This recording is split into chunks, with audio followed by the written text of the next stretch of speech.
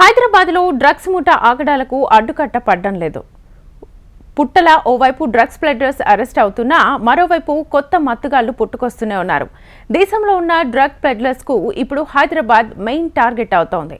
పోలీసుల కళ్లు కప్పేందుకు కొత్త దారులు వెతుక్కుంటున్నారు. తాజాగా రాజస్థాన్ నుంచి తరలిస్తూ కిలో హెరాయిన్ పట్టుబడ్డం కలకలం రేపుతోంది. అసలు నిందితులు రాజస్థాన్ నుంచి ఇంత మొత్తంలో డ్రగ్స్ ఎందుకని తీసుకొచ్చారు? ఎవరికి విక్రయించడానికి తీసుకొచ్చారు? Watch the story. డ్రగ్స్ విక్రయాలకు హైదరాబాద్ అడ్డాగా మారిందా? డ్రగ్స్ దందాతో డబ్బు సంపాదించాలనే మత్తుగాళ్లకు ఫస్ట్ టార్గెట్ భాగ్యనగరమేనా? ఇక్కడ వినియోగం ఉంది కాబట్టే పెడ్లర్స్ హైదరాబాద్ ను లక్ష్యంగా చేసుకుంటున్నారా? ఇంతలా హైదరాబాద్లో రాజ్యమేలుతున్న మత్తు మహమ్మారి నుంచి నగరం పూర్తిగా బయటపడేదెన్నడు?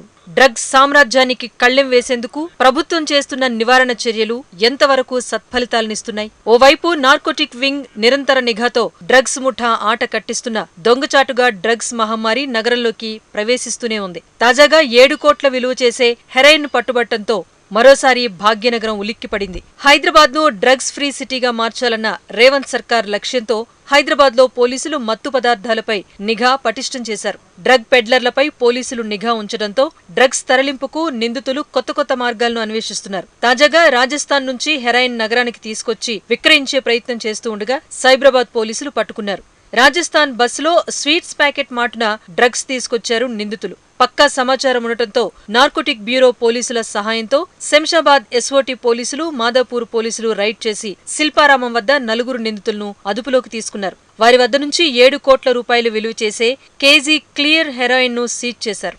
ఒక 1 kg ఆఫ్ హెరాయిన్ సీజ్ చేశారు.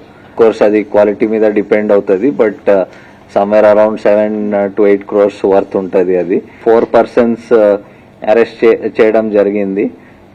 One of the main persons is Nemichand Bhati అని, అండ్ దెన్ ఆయనతో పాటు నర్పట్ సింగ్, అజయ్ బాటి అండ్ హరీష్ సిర్వి.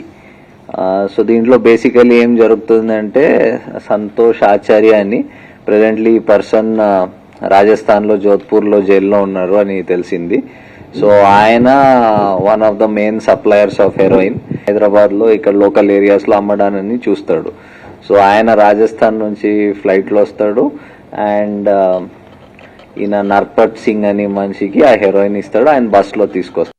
పట్టుబడ్డ నిందితులంతా రాజస్థాన్ రాష్ట్రానికి చెందినవారిగా పోలీసులు గుర్తించారు. రాజస్థాన్ నుంచి నగరానికి హెరాయిన్ తరలింపులో నేమి చందును ప్రధాన నిందితుడిగా పోలీసులు తేల్చారు. కేజీ హెరాయిన్ ను 250 గ్రాముల చొప్పున 4 ప్యాకెట్లుగా విభజించి నేమి చందుతో పాటు వర్పత్ సింగ్ బస్లో నగరానికి తీసుకొచ్చారు. రాజస్థాన్లో నాగౌర్ జిల్లాకు చెందిన సంతోష్ ఆచారి డ్రగ్స్ సరఫరా చేస్తూ పట్టుబడ్డాడు. ప్రస్తుతం అతడు జోధ్పూర్ జైల్లో ఉన్నాడు. అతన్ని విచారించగా ఈ ముఠా గుట్టు రట్టయింది. అయితే హైదరాబాద్లో ఎవరికి డ్రగ్స్ విక్రయించడానికి నిందితులు ఇంత పెద్ద మొత్తంలో హెరాయిన్ తీసుకొచ్చారు అన్న కోణంలో విచారిస్తున్నారు పోలీసులు.